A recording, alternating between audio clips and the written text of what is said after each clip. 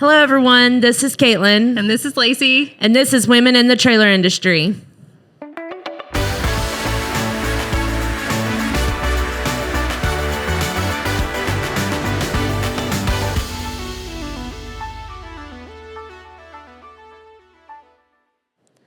Today, we're going to talk about pregnancy and leadership and what that's looked like for us and what that journey has looked like throughout the years. I was looking at, I guess, new hire dates the other day, and I didn't realize that Lacey has been in this in the longest haul with me. So that's fun. And it's kind of strange because, you know, you started out just working from home, so I don't feel like it's like been all in with me, and then you transformed into a full-time worker and now VP of sales and revenue. So I would say a successful journey thus far. Absolutely. Has it been a whirlwind? It's been a crazy whirlwind, but I feel like I'm just really blessed to be able to take it in the steps that, so when I first started, it was like I had a little kid at home. I was trying to like maneuver being a new mom and having a career again.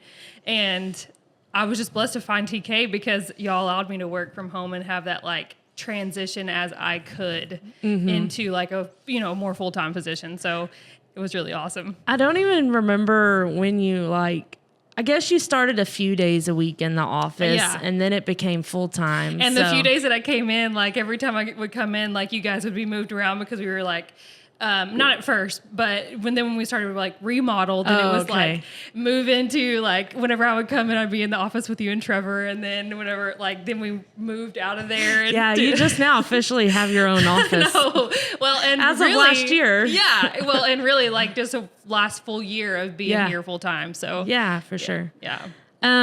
So like I said, this episode is called Pregnancy and Leadership, and Lacey, you announced that you're pregnant again. So what does that look like? What's your story there? So we first of all, I'll just lead with we try to keep it real with you guys, and so I want to be like as transparent as possible.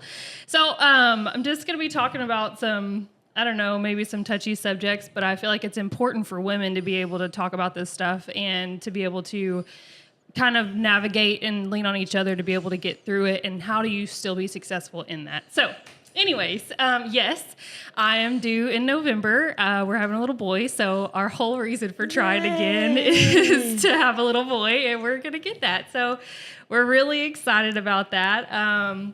But my story really, I have two little girls. One's 4, one's 2. And so when we tried again, it was last year.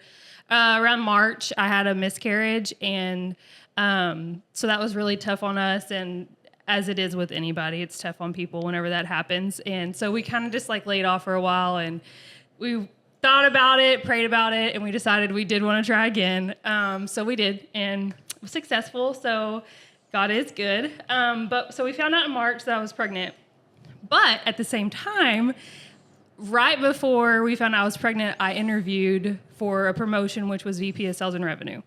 And I got like basically like got the job or the approval for the job. And then a few days later, I did a blood test and found out I was pregnant. So I was like, hey, Caitlin, I need to have a conversation with you and Juan in leadership group because I have to let you know something. So they're like, what the hell is she talking about? Like, what is she going to come here and say?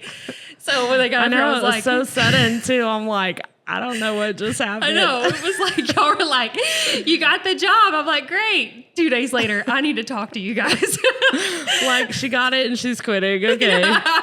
Like, is that not what she wanted? So anyways, I just felt like it was, I know you don't have to tell your employer because they technically aren't supposed to fire you for those things, but I feel like we're really open with each other here. And so I wanted to make sure you guys knew what I was going to be dealing with in the coming months, not just a transition to a new job, but what comes with pregnancy in that first trimester too. So anyways. And even, when she told me that, just, I guess from my own experience and just being in one of the leadership positions here, it's like, can you handle it? Yeah. Are you going to be able to handle the stress? Yeah, for and sure. Not for the person's sake, but for like knowing Lacey, like, do you want that? Yeah. And is that the track you want to go? Because it's not a subtle decision, but No. a big one, especially when you move into that leadership role. And you know that there's going to be a lot more expected out of you. So that's like what sent me into this like whole whirlwind. So I told them, at that point, I was like keeping a straight face, like, yeah, I still want this. I have what it takes. Like, yes, I still want to move forward with this.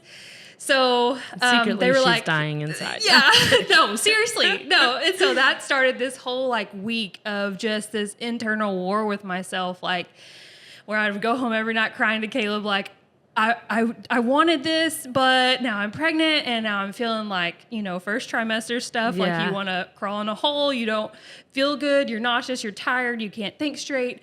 You don't want to talk to people. You definitely don't want to lead a team, like all these things. And so I would like go home and I was like, do I really want this? And I don't really know, but I did want it, but now I'm pregnant. So do I want it? And so you just be like, I'd be like freaking out. And he's like, Lacey, just calm down. And he was like, and he reminded me what I want to remind everybody else too, is don't think about your promotion or your job or how you're going to move up. Don't think about it. Either, you know, if you're taking a new job or if you're going to remain your same job, don't think about it with the feelings that you're physically feeling when you first find out you're pregnant. Because there's so many emotions. There's so many physical feelings that you feel that can sway your decision.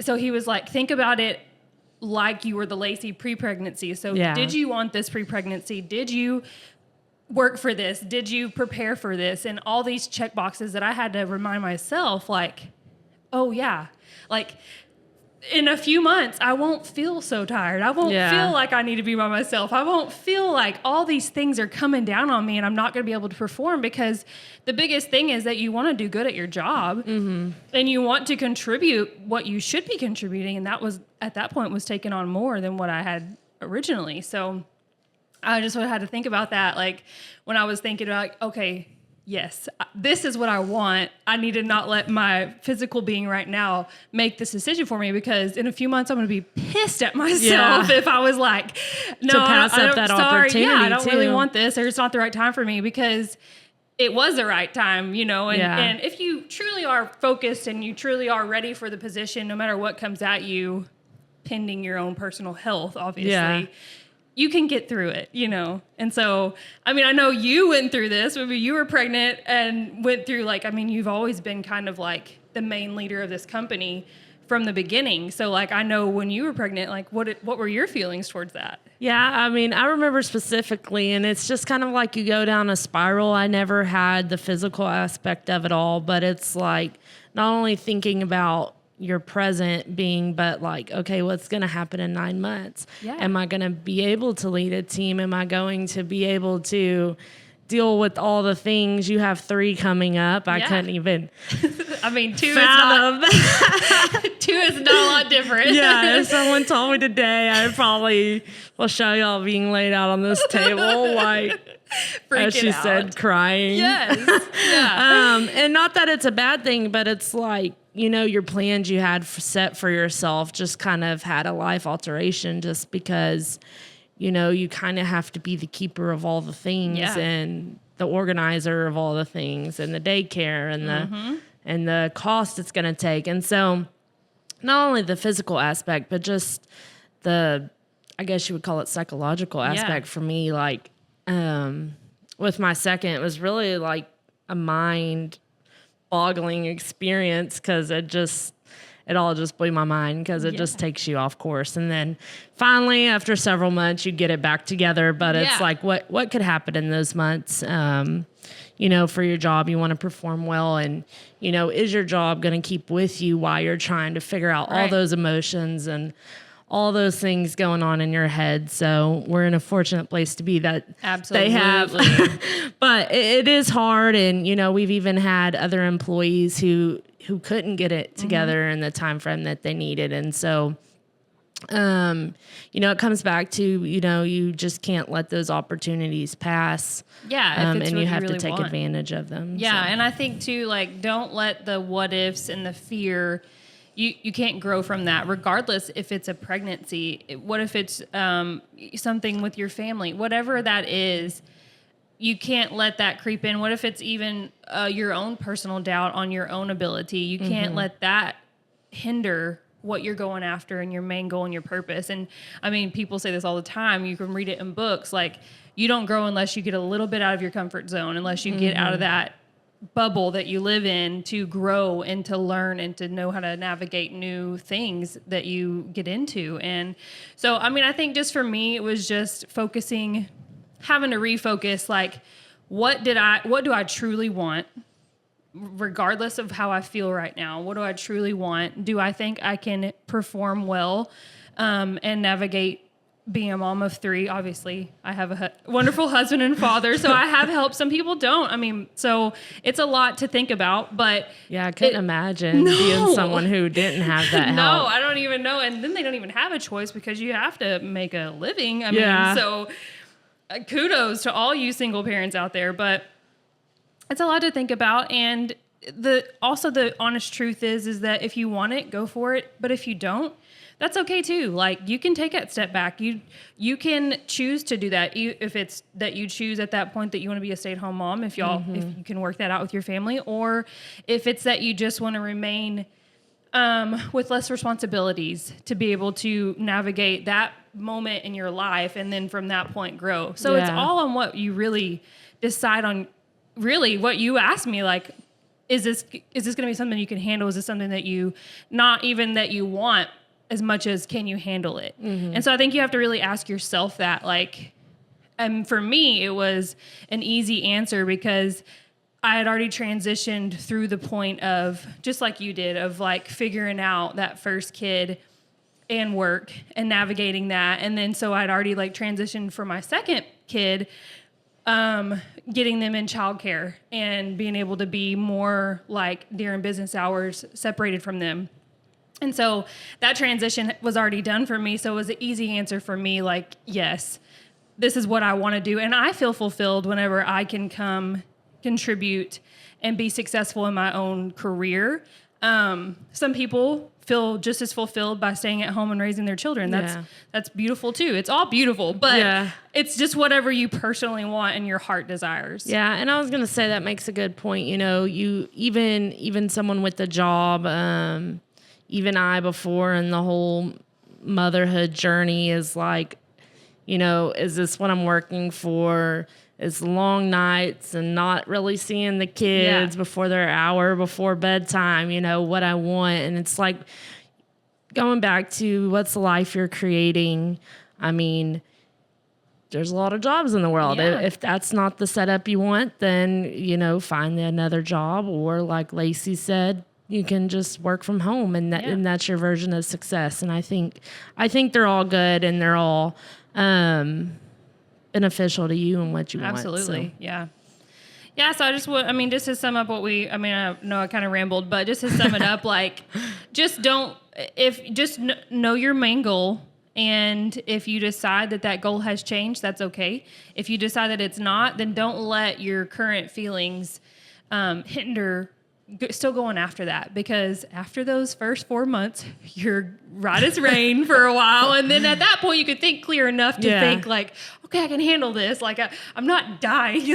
Like, cause that for me, I'm just trying to make it through the day that first trimester. Like, and it's just all I have. But, you know, that, and I mean, find a mentor, find someone maybe who's done it as we described it in previous episode. And just try to get some advice, and maybe that'll help you make a decision, and maybe it won't. But growth, like Lacey said, is action every day. So that will help get you where you want to go. For sure. Yeah. That was really all I had. But thank you guys for hanging in there with me. And if you can relate, or if you're going through it, leave us a comment on our channel, Definitely podcast or YouTube. Yeah. And we can talk about it. We can be there for you, any way we can. So we talk about it. We're transparent. We're going through it. So we're here with you. So that's absolutely. Well, it's been fun, guys. Be sure to like, subscribe, comment everywhere you watch your podcast, and we will see you next time. See you later. Bye.